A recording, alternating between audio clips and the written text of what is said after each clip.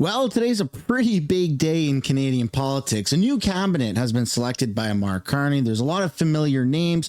There's also a lot of new names, but we're not going to really be focusing on that. We're going to be focusing instead on policy announcements. Mark Carney addressed the country after he announced his cabinet. So we're going to start off with that, and then we're actually going to take a look at an exclusive interview that Mark Carney did sitting face to face with Vashti. And I don't fully agree with everything Vashti says, but I will admit that she does a pretty decent job of really pushing back against Mark Carney and calling him out to his face, which I am here with a big smile on my face ready to watch, and I hope you join me with that. And then also Pierre Poilievre makes his reappearance. He really hasn't been in the media or been addressing the country a whole lot since the election, but he finally breaks his silence on Mark Carney, specifically the cabinet and how it's not really picking anybody new. So that's what we're going to be taking a look at today. Welcome back to the channel. Welcome back to another video, everybody. Before we get into it, I do want to encourage you all to hit the like button and subscribe if you haven't yet already. It does really help grow the channel. And before we get into the video, I do have a message from today's sponsor. I'm not going to lie, I'm still pretty sad about the election loss. And the crazy part is, depending what side you're actually on, either you view this as a good thing or you view this as a bad thing. But the reality is, to quote a liberal, that the work is just beginning. And that's exactly why I go to Ground News. Ground News is the literal best way to cut through all of the crap and get right to the truth. Even when it feels like everything is stacked against you, these stories remind you that you're not alone. Take the story on Mark Carney and liberals pulling it off. Almost 400 sources are covering it from all across the political spectrum. Sherwood News, a left-leaning media outlet, saying that Canada's backlash against Trump tariff is reshaping our northern borders shopping habits. Meanwhile, on the right, The Hub is saying that Need to Know, Carney tried to distance himself from Justin Trudeau during the French language debate. It's a hard case to make. One of my favorite features of Ground News is the blind spot feature that shows you stories that you would have missed from the left and from the right. Canada is more polarized than ever before, and with Mark Carney as Prime Minister, it's probably going to get significantly worse. So if you want to make sure that you're getting the full story, make sure you click the link down below in the description, or use the pinned comment below, or scan the QR code on the screen, or visit ground.news/sun to get yourself 40% off the Vantage plan today. It may feel like it's going to be a long few years, but we're all in this together, and let's just reshape the whole chicken dance thing, and let's just end it with keep your stick on the ice. With that being said, let's get right into the video, starting off with Mark Carney's address to the country. I'm going to applaud them. I'm going to applaud them. Canadians elected this new government with a strong mandate to define a new economic and security relationship with the United States and to build a stronger economy for all Canadians. Canadians also sent a clear message that their cost of living must come down and that our communities must be safe. The swearing in of this cabinet is amongst the fastest following an election, and the beginning of the new parliament will be one of the most rapid following an election in Canadian history. We are starting as we aim to go on.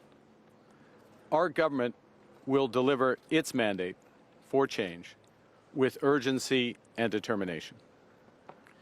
We're going to deliver that mandate with a new team, purpose-built for this hinge moment in Canada's history. This cabinet is smaller and more focused than those of previous governments.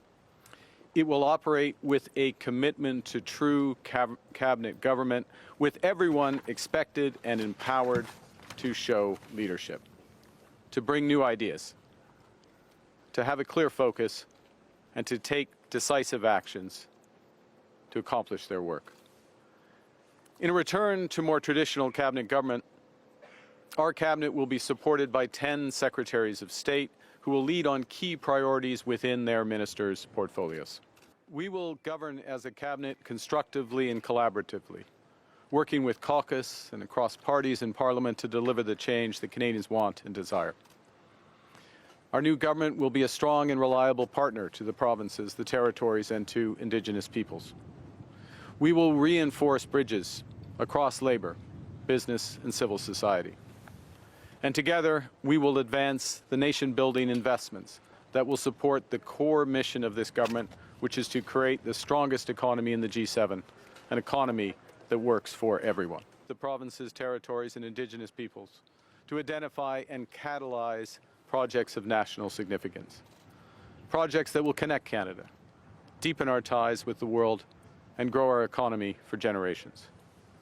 That work will be the primary focus of the First Ministers' meeting that's due to take place on the 2nd of June in Saskatoon.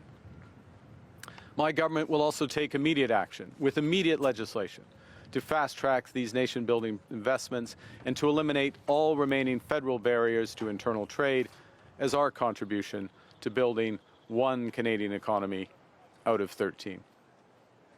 In everything, we will be guided by our conviction that our economy is only strong when it serves everyone. That means bringing down costs for all Canadians. It means making life more affordable and helping everyone to get ahead. To those end, my last government's first act was to cancel the consumer carbon tax. In this new Parliament, our new government will put more money in Canadians' pockets with a middle-class tax cut that will take effect by Canada Day, saving two-income families up to $825 a year. We will also cut the GST on homes under $1 million for first-time home buyers and lower the GST on homes between $1 million and $1.5 million, helping to promote the goal of affordable home ownership.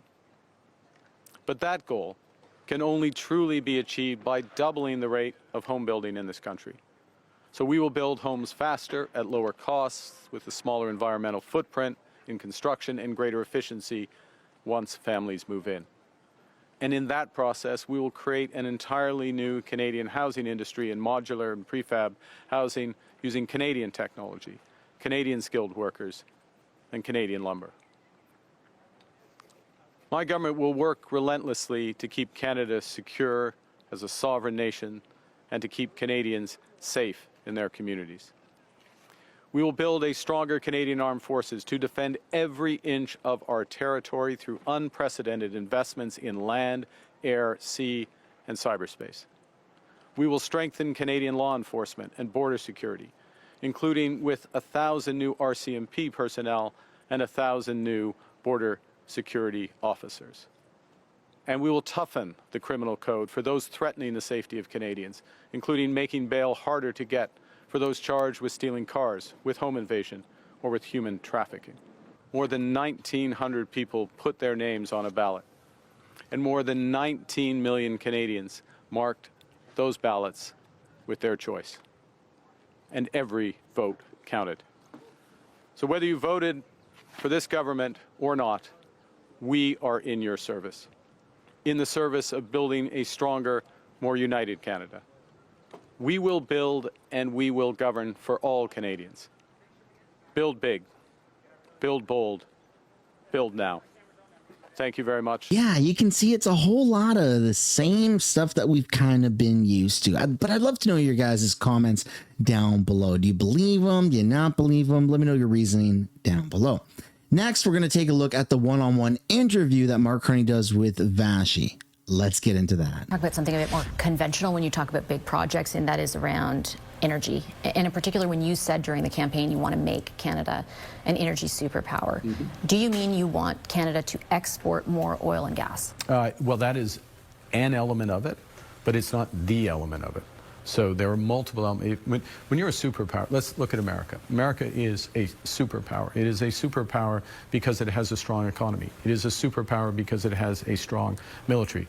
Arguably, it is also a superpower because it has soft power, has cultural, the American influence is multiple, and all of those aspects contribute to it. So when I talk about being an energy superpower, I always say in both clean and conventional energies. So what does that mean? Yes, it does mean oil and gas. It means using our oil and gas here in Canada to displace imports wherever possible, particularly from the United States. It makes no sense to be sending that money south of the border or across the ocean. But yes, it also means more exports, without question.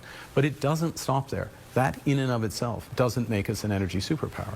We can be an energy superpower, and we have all the components in nuclear, in hydro, in potentially in carbon capture and storage, which is going to be one of the determinants of of competitiveness and productivity in a number of sectors. So what are we doing to build out all those aspects in our economy? What are we doing today? And look, if I were, I shouldn't classify myself, but a conventional politician might say, you know what we should be judged by is whether or not we approve one pipeline. Right? And that's going to make us an energy superpower. And that is a type of objective that you can define and you can point to that is progress, but it doesn't accomplish the bigger goals. And it's not at the level of what Canada is capable of. We need to do multiple things at the same time in order to build this base so that we are creating wealth and competitiveness, better lives for Canadians for generations. So we're going to be very ambitious across a range. That's why we're not asking for one nation-building project. We're asking for nation-building projects, and we are going to move as rapidly as possible on as many of them as possible. I think if I'm accurately representing the point of view from people whose livelihood depends on the conventional energy sector, it's not that they're asking you like, that's it, that's the be-all, end-all. It's that they want to know where conventional energy fits into your ambitions. And it's not just because, if I may, not just because of the record of the previous government, it's because of you yourself, your book Values, for example, which extensively talks about a reorientation of the market around the climate imperative. I think Canadians had been asking throughout the campaign, and now, like, is this Prime Minister Mark Carney of values, or is it the Prime Minister of the campaign? Like, are you going to build that pipeline if the consensus exists? And there we go. We finally get some pushback from the mainstream media. Now, we've seen this before. In fact, we've seen this many times with Justin Trudeau, where the media props up Trudeau and then they almost throw us a bone by pushing back a little bit. And I mean, I would really like to see more of this. In fact, I would like to see this all the time. I really want to see the mainstream media lean into Mark Carney and this government, this new liberal, but not so new liberal government, which is a minority, but slowly creeping up to a majority government, even though the election was like a week and a half ago. Let's get back into the interview. First off, I've said repeatedly yes, first point. Secondly, that because I understand the need for that consensus, I'm a Prime Minister who can help create that consensus. You can't create a consensus on your own, but you have to drive processes that bring provinces along, bring the private sector in. Remember, I've got extensive experience. This is not just a concept to me. I have been involved in major energy projects for over 3 decades in the private sector, so I've got that experience, bringing the provinces, working with Indigenous partners, putting in place, as we have, billions of dollars of financing for those Indigenous partners, bringing in somebody like Tim Hodgson, who, when he was CEO of Hydro One, was one of the only major corporations to have a major Indigenous partnership program that actually worked. So we're bringing the components in. We have to deliver. Let me make another point, because I appreciate that you've read my book very carefully. At the core of the way I talk about the energy transition is the future of, including about Canada being an energy superpower, is the future is low risk. Canada's low risk is a business investment place. Low cost. We're getting the cost down, including the oil sands. The marginal production is low cost, and low carbon. All three of those come together. We have the ingredients of all that. Let's get together and move on it. And it takes more than just one pipeline in order to accomplish. And I do understand that point, but I think, like, in your book, multiple occasions, for example, you talk about the merits of a carbon tax. And now we have a different Prime Minister, Mark Carney, who says, the first thing I did in this very room was get rid of the carbon tax. Got rid of the consumer carbon tax, correct, which is different than the industrial side, but it's still a portion of the carbon tax scheme that existed in this country. How much of the resources did that how much of the emission reduction did that consumer 9%. carbon tax? Yeah, well, it's actually 6, but if you extrapolate it out to 2030, if it went it's 9. as far as it was supposed to go, it's not nothing. It's not nothing. It's not much. It's not much, and we can do much better with different approaches, including collaborative approaches, which is what I'm looking to do. And look, how can you be collaborative? If you want a simple answer on will I support building a pipeline? Yes, that's a simple answer. I've given that multiple times. But I don't stop at that. I don't stop at, for example, if you want a simple answer on how do I make homes more affordable, I could just say, we're going to cut GST on homes. But that doesn't solve the problem. Just doing one pipe, it's good. Don't get me wrong, it's good. That's a positive thing, and working collaboratively in order to happen. But it's not enough. It's not enough to make Canada an energy superpower. It's not enough to build our full potential. It's not enough to truly get incomes growing across the country. We can do much more. We are going to be very, very ambitious. Build big, build bold, build now. It does speak, though, to what people in Alberta and Saskatchewan who didn't vote for your party are worried about, right? They are worried that it is the Mark Carney of values, it is the Justin Trudeau government, and the reason I ask about that is against that backdrop, right? You are still saying you're going to keep C-69 in place. You are going to keep the emissions cap in place. They view that as evidence of something. They view that, pardon me, as evidence of something that runs counter to what you're saying right now. What I've said very clear. Look, I am a pragmatist. I go over and over on this, and I really am. I'm interested in results. So the point of building a pipeline, the point of building out carbon capture is to get the results, to get those barrels to the market, to get carbon down. You can do both. We have the capability to do more. And we have the capabilities financially, from a technological perspective, in terms of the companies. Federal government can play a role. The province of Alberta, obviously other provinces, Indigenous people have to come along for almost all of these projects in order for them to actually work. And what I'm putting on the table is, okay, let's go. Let's not talk about this. Let's roll up our sleeves. Let's focus in on specific projects, and let's work on them together. Now, very constructive, sorry if I may, constructive conversations with Premier Moe in this vein, also with Premier Smith in this vein. So the next stage of that is to sit down across premiers and other groups and start to refine that list and move forward. And we will change things at the federal level that need to be changed in order for projects to move forward. Does that include C-69 or the emissions cap? It could include both. Absolutely could include both. But I'm not going to do it conceptually. I'm going to do it on specifics. Do it for moving forward. And that's the point. The test is Canadians deserve results, not rhetoric and not talking past each other. And one of the things that I feel very strongly about and understand, I think from both being in the private sector and working across government over the years, is you can't get results unless you work across partners. So it's the federal government, it's the provinces, it's the companies, it's Indigenous peoples. You can't get result if you just say, we're not going to have environmental assessment. The Harper government tried that approach, effectively tried that approach. It doesn't work. You get tied up in court. So what you have to do is to work together for an efficient and effective environmental assessment process. What we have clearly signaled, and we've been absolutely clear, I've been very clear about this, is we will rely on provincial environmental assessments as appropriate. That is a huge shift in approach that potentially unlocks a series of projects. You have to do other things at the same time. Again, roll up our sleeves, sit down, map out what needs to be done. We've got the team here, and we have the will to do it. I'm already getting the wrap sign, and I apologize. I know your time is very limited. I wonder if I could ask very briefly on how Parliament will work on what you just mentioned. Have you spoken to Pierre Poilievre about seeking support from the Conservatives in advancing parts of that agenda? Mr. Poilievre and I spoke after the election, immediately after the election. He congratulated me, and I signaled to him that if he was, as he is, seeking a by-election, I would call it as soon as I'm allowed to do that. So that's the conversation that we've had. He's not the leader of the opposition, as you know, at the moment, so any conversations, obviously, at least in the near term, would be with Mr. Scheer. Have you explicitly had any conversations with anyone from any party about crossing over to help form a majority? No. When you called Donald Trump transformative, did you mean transformative in a good or bad way? yin and yang.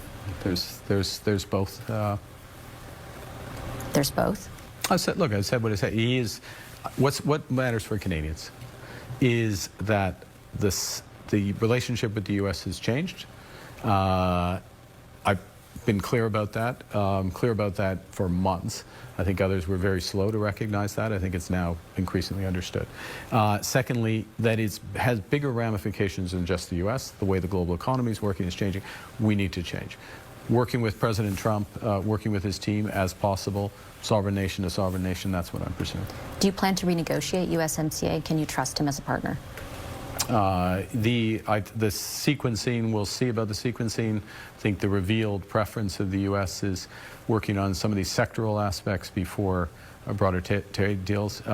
It is an advantage to us that USMCA exists. It is not right that it's being violated, but it is still an advantage that it exists, and we intend to make the most of our advantages in these negotiations. Do you trust him?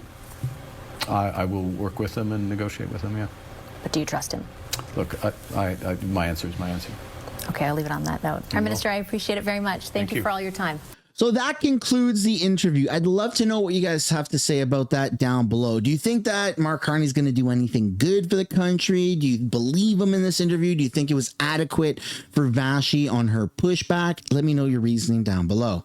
And then finally, we're going to take a look at Pierre Poilievre, who's just now resurfacing in light of Parliament being like a couple of weeks away from rebooting. Let's take a look at what Pierre said and how he calls out Mark Carney. Actually, quite hilariously calls him out. So I'd like to begin today in English by congratulating the new ministers for their roles. It's literally a 1 in a million opportunity. I think they have 40 ministers in total, and there's about 41 million people, so it's literally 1 in a million to be a minister, and a big accomplishment to get to that place. The Conservatives will take our role of holding the government accountable seriously. That doesn't mean we reflexively oppose everything the government does. When it comes, for example, to foreign affairs, if the government does a good job at defending our national interests in negotiations with the U.S., then we will support those efforts. When they're right, we'll stand with them. When they're wrong, we will oppose them. We hope the country succeeds. We want the nation to do well. We ran on the promise of bringing home Canada's promise, a very simple deal that Canada used to provide, which is that anyone who works hard gets a great life in an affordable home on a safe street under our proud flag. And that means boosting the buying power of our workers and seniors by cutting wasteful spending and bureaucracy to bring down taxes and inflation. It means freeing workers and businesses to build more affordable homes and develop resources. It means unleashing investment by cutting and simplifying taxes. It means protecting our streets with stronger laws and borders. Canadians cannot afford more high-spending, high-taxing, over-regulating, out-of-touch Liberal policies that have priced young people out of homes, inflicted crime waves on our communities, driven 2 million people to the food bank, and made life unbearable for too many hardworking and decent people. In his first press conference, Mr. Carney talked a good game about reversing Liberal policies in these areas, but now we have to find out if he was serious. And so far, it's not a promising start. The first disappointment is, unfortunately, his cabinet. He appointed Trudeau's old team and Trudeau's old advisors. Stephen Guilbeault, whose radical green agenda would shut down all future developments in our resource industry, is still the minister responsible for Quebec. Sean Fraser was the immigration minister who caused the immigration crisis, the housing minister who gave us the housing crisis, and now he's the minister responsible for addressing the Liberal crime crisis. It seems like he is the master at failing upward. Chrystia Freeland, who as finance minister hiked capital gains tax and carbon taxes and massively grew our debt to the point where we now spend $1 billion a week on interest, stays in the cabinet. Then there's Gary Anadasangari, the new Minister of Public Safety, who said the actual crimes, the actual issues around bail are quite sound, and they are embedded in, codified in law right now, as in to say that there's nothing wrong with the system. Well, in fact, there's everything wrong, as we see from the growing crime wave on our streets. Then there's François-Philippe Champagne, Trudeau's Minister of Everything, who never really managed to do anything. And he did it very loudly. But Nice guy. I'll give him credit. He's a nice guy. But he was the Minister of Industry during which we had the worst economic growth of any country in the G7. And now he's in charge of the budget. Then there's Joly, LeBlanc, Haidu, Anand. Anand was the president of the Treasury Board, during which time the bureaucracy and the consultant bills blew out of control. In all, 14 Trudeau ministers are now in Carney's cabinet.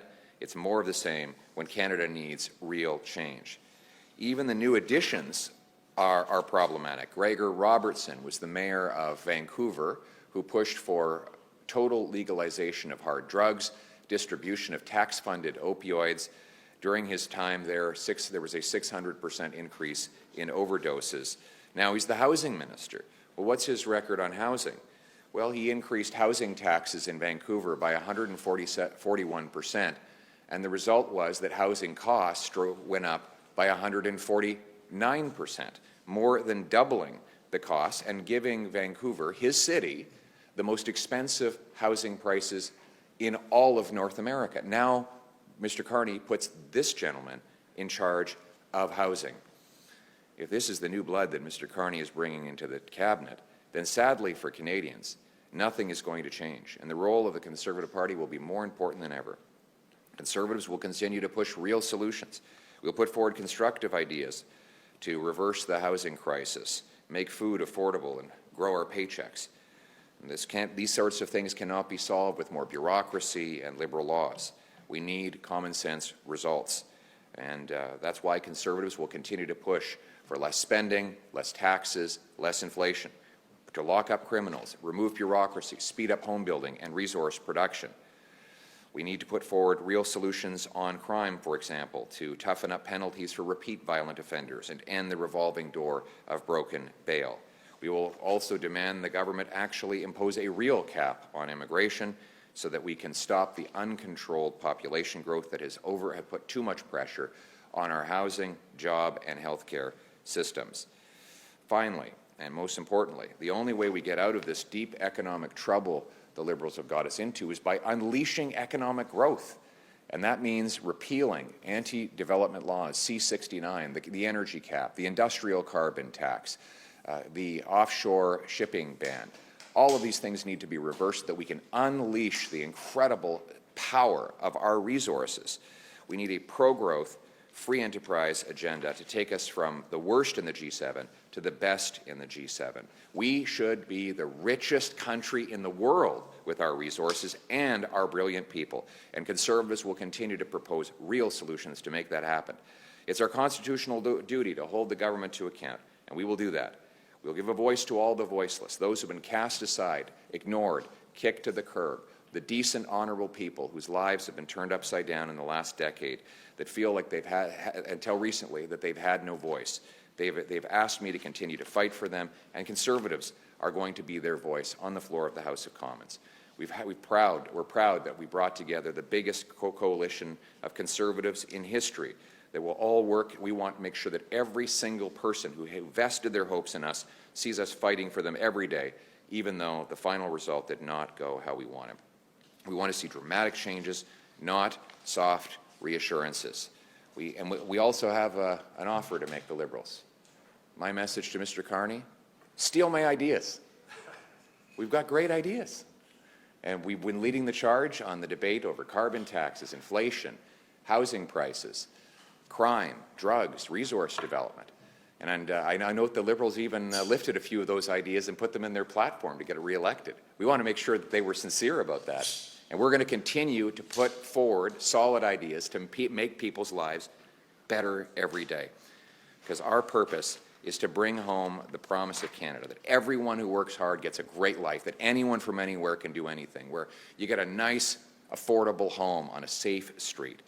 Every day and in every way, we will fight for our people and our country to put people back in charge of their lives with bigger paychecks, abundant, affordable energy, home ownership, low taxes, safe streets, and a strong military in the country that we know and love, Canada.